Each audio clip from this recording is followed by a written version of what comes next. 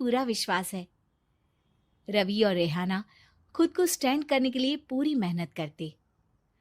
रेहाना, मैं नौकरी नहीं करना चाहता हूँ। तो कोई बात नहीं, मैं नौकरी करके घर चलाती हूँ, तुम बिजनेस सेट करने की कोशिश करो। एक दिन।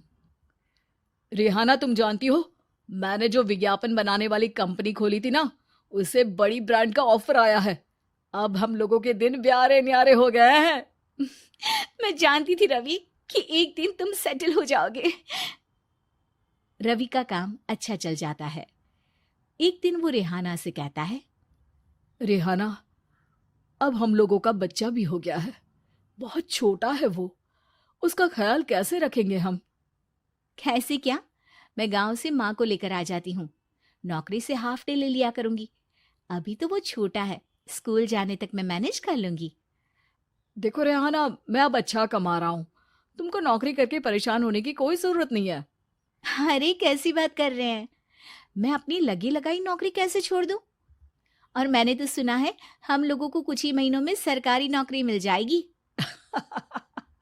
सरकारी नौकरी में कितना कमा लोगी? उतने में तो मैं ड्राइवर रख लूंगा। रेहाना को रवि की बात का थोड़ा बुरा तो लगता है।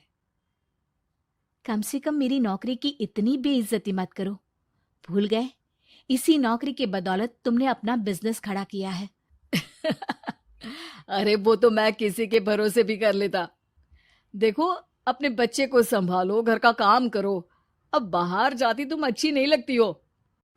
रेहाना रवि के कहने पर नौकरी तो छोड़ देती है, लेकिन अब बड़े से घर में उसकी कीमत किसी नौकर से कम नहीं होती। एक दिन रवि का दोस्त आता है। भाभी, हम लोग तो आपको तब से जानते हैं जब से आप लोग शादी होकर इस शहर में आए थे। आपकी बदौलत ही सारा बिजनेस खड़ा हुआ है। ये किस्मत तो आप ही की है भाभी। हाँ हाँ भाई, हमारी मेहनत तो कुछ है ही नहीं। अरे होगी, लेकिन भाभी की किस्मत के आगे कुछ नहीं। दोस्त वहां से चला जाता है, लेकिन रवि का गुस्सा सातवें आसमान में होता है। देखा कैसे बोल रहा था? अरे बिल्कुल अच्छा आदमी नहीं है ये। कैसी बात कर रहे हैं आप? प्रशांत भैया तो बहुत अच्छे इंसान है रवि। कैसे उन्होंने हमारे मुश्किल वक्त में हमारा साथ दिया था। अरे था पैसा तो साथ दिया, नहीं तो कौन पूछता है? रवि का व्यवहार पैसा आते ही अलग हो गया। वो बंदे को बंदा नहीं समझता। घमंड से घिरे रवि ने तो एक दिन हद ही कर दी। रेहाना, मैं अब तुम्हारे साथ नहीं रह सकता हूँ। क्या? क्या बकवास कर रहे हो रवि? क्या कहना चाहते हो? और क्यों नहीं रह सकते तुम मेरे साथ? देखो, मुझे कोई और पसंद है, और उसने साथ रहने पर बस यही शर्त रखी है कि मुझे तुम्हें तलाक देना होगा। रेहाना, जो कि एक स्वावलंबी महिला थी, उसने बिना देर किए रवि को कह दिया, कोई इश्यू नहीं, मुझे पैकिंग में 4 दिन का वक्त लगेगा, लेकिन तब तक मैं तुम्हारे साथ नहीं रहूंगी। 4 दिन के लिए तुम कहीं और शिफ्ट हो जाओ, मैं घर से निकलूंगी तो बता दूंगी। रवि घर छोड़कर चला जाता है। रेहाना को दुख होता है, वो रोती है, लेकिन व्यवहार से स्ट्रांग रेहाना को पति के वापस आने का और उसे सबक सिखाने का पूरा भरोसा था। फिर एक दिन, अरे शुशिका, कब शादी करोगे तुम मुझसे? यार मैंने तो सोचा था तुम शादी से पहले मुझे विदेश लेकर जाओगे, महंगी कार दिलाओगे। अरे सब दिला दूंगा, लेकिन पहले मुझसे शादी तो कर लो। हाँ हाँ, क्यों नहीं।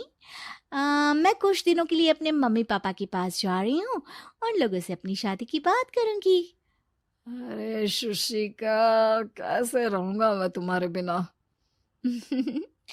अब तो शादी ही होने वाली है हम लोगों की। शुशिका रवि को छोड़कर चली जाती है। रवि घर आता है, जहां रेहाना को ना पाकर उसे सब अजीब लगता है। घर तो रेहाना के बिना कुछ नहीं है। बच्चे की याद भी आ रही है। चलो एक वीडियो कॉल कर लेता हूँ। रवि रेहाना को वीडियो कॉल करता है, लेकिन रेहाना फोन नहीं उठाती। रात को सोते वक्त मन कर रहा है मुन्ने को गले लगा लूं। चलो कोई ना, शुशिका से शादी के बाद मेरे और भी बच्चे होंगे। अगले दिन रवि ऑफिस जाता है, जहां टीना खड़ी होती है।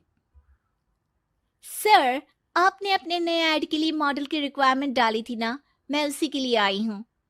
रवि टीना को देखकर खुश हो जाता है। अब शादी हो गई है तुम्हारी?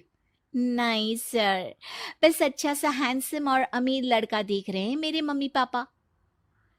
रवि के दिमाग से तो टीना को देखकर शुशिका का ख्याल भी खत्म हो जाता है। अरे यार, ये लड़की मिल जाए कितनी सुंदर है। शुशिका तो इसके आगे कुछ नहीं है। आ, अब क्या तुम्हें ऐसा नहीं लगता कि मुझसे मिलकर तुम्हारी ये खोज खत्म हो गई है? आप ना, आप तो 2 बच्चों की पापा लग रहे हैं। अरे नहीं नहीं, मेरी शादी तो हुई थी, लेकिन बीवी को किसी और से प्यार था, मुझे छोड़कर चली गई। खैर, टीना की दोस्ती रवि से हो जाती है, लेकिन 1 महीने बाद शुशिका रवि के पास वापस आती है। मेरे मम्मी पापा तुमसे मिलना चाहते हैं, लेकिन उन लोगों को ये मत बताना कि तुम पहले से शादीशुदा हो, और हाँ, शादी से पहले अपनी सारी प्रॉपर्टी तुमको मेरे नाम करनी होगी। अरे पागल, अब मैं तुमसे शादी ही नहीं करना चाहता। भला ऐसी लालची औरत से कौन शादी करेगा? तभी वहां टीना आ जाती है। रवि, ये पागल सी औरत कौन है? देखो, तुमने ही कह दिया ना पागल, तो पागल ही है। पता नहीं कौन है, कह रही है शादी कर लो, लेकिन शादी से पहले अपनी सारी प्रॉपर्टी मेरे नाम कर दो। बोल तो सही रही है।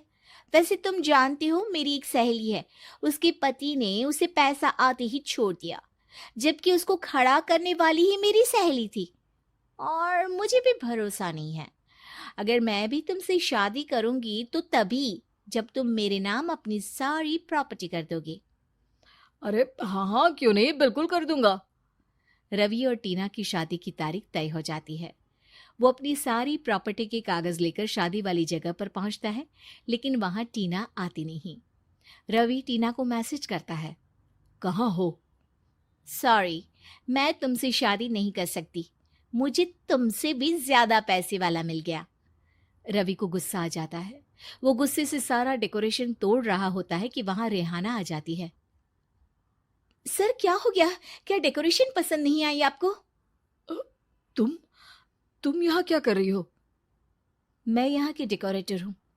क्या आपको पसंद नहीं आई यहाँ की सजावट? रवि दौड़कर रेहाना के गले लग जाता है। मुझे माफ कर दो रेहाना। रवि रेहाना के गले लग जाता है और रेहाना टीना को थैंक्स का मैसेज करती है।